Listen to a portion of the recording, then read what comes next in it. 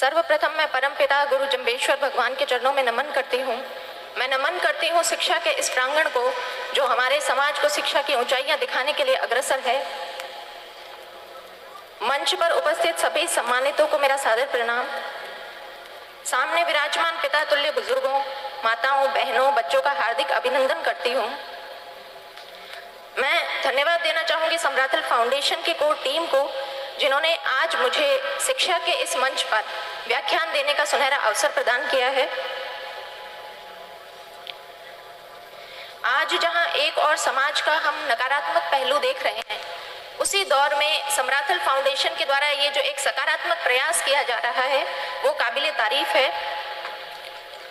जैसा कि जवाहरलाल नेहरू ने कहा था कि स्कूल जो हैं वो आधुनिक भारत के मंदिर हैं, और इसी वक्तव्य को यथार्थ करने का प्रयास समराथल फाउंडेशन के द्वारा किया जा रहा है।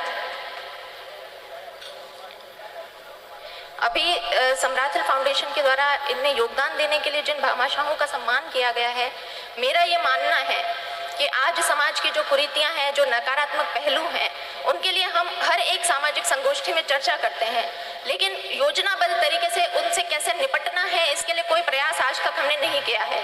समराथल फाउंडेशन ने इसके लिए एक कदम उठाया है।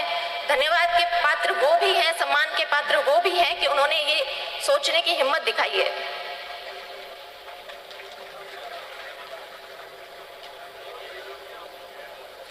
मैं आशा करती हूँ, जैसा अभी स्टेज से अनाउंसमेंट हुआ, कि जिन बच्चों ने अभी प्रतिभा खोज परीक्षा दी है वो इस पंडाल में मौजूद हैं, और अगर यहाँ मौजूद नहीं है तो वो यूट्यूब या अन्य किसी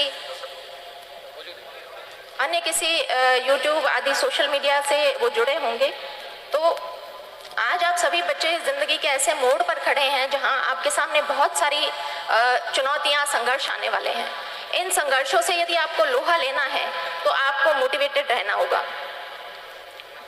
अब कुछ जिज्ञासु बच्चों के मन में यह प्रश्न आ सकता है कि ये मोटिवेशन क्या होता है और हमें इस मोटिवेशन की आवश्यकता क्यों पड़ेगी।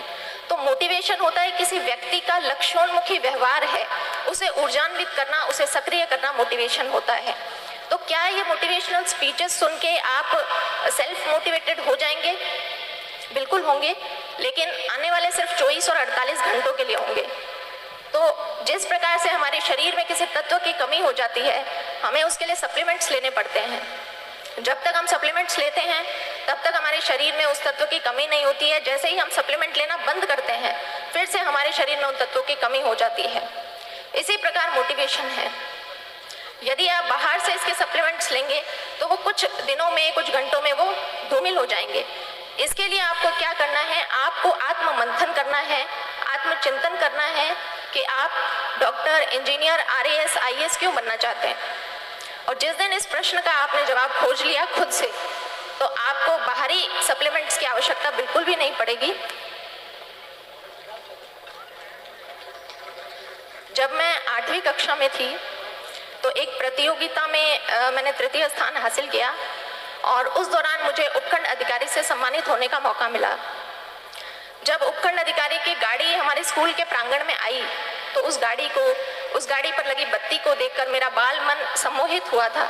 लेकिन जैसा कि बाल मन होता है, कुछ घंटों, कुछ दिनों में वो जो मेरी यादें थी वो धूमिल हो गई।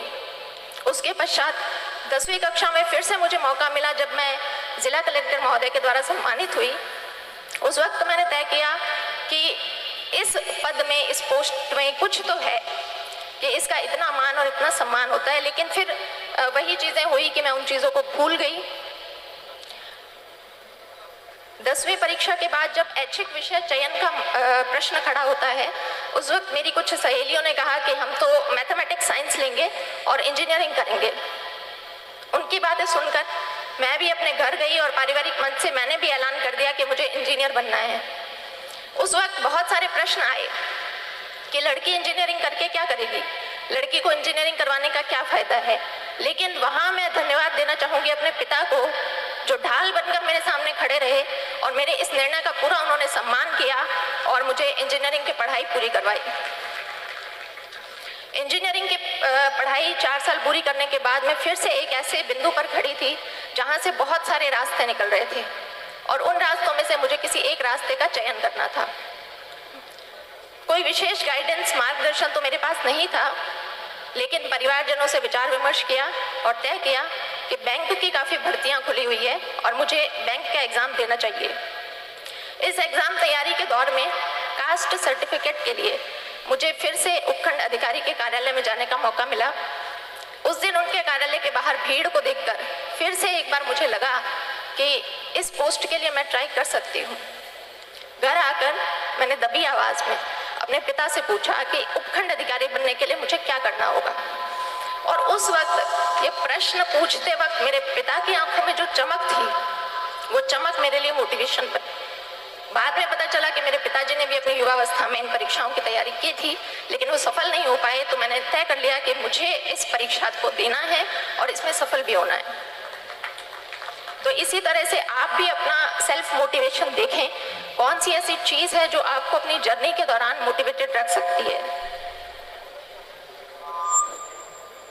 मैंने आरएस 2013 की परीक्षा दी, उसमें मेरी 77वीं रैंक से चयन हुआ, लेकिन चूंकि आरएस के पद कम थे इसलिए मुझे राजस्थान लेखा सेवा अलॉट हुई।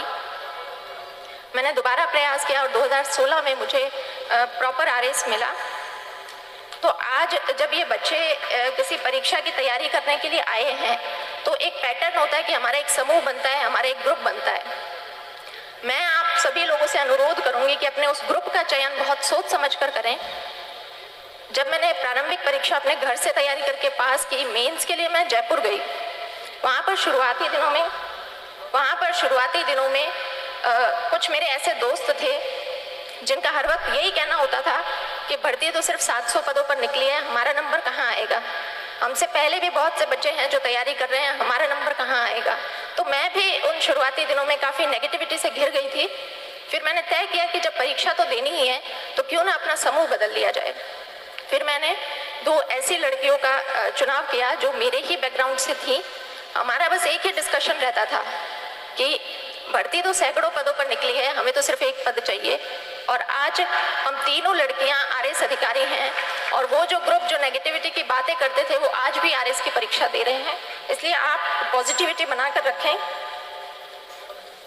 मैं अपनी बात को कंक्लूड करना चाहूँगी कि यदि आपने सोच ही लिया है कि आपको रणभूमि में उतरने का आपने मानस बना ही लिया है तो आपकी तैयारी ऐसी होनी चाहिए कि प्रश्न पत्र में किसी भी प्रकार की गुगली डाली जाए, आप नॉट आउट वहाँ पर डटे रहें। 4 बांस 24 गज अंगुल अष्ट प्रमाण ता ऊपर सुल्तान है, मत चूके चौहान। जय हिंद, जय भारत।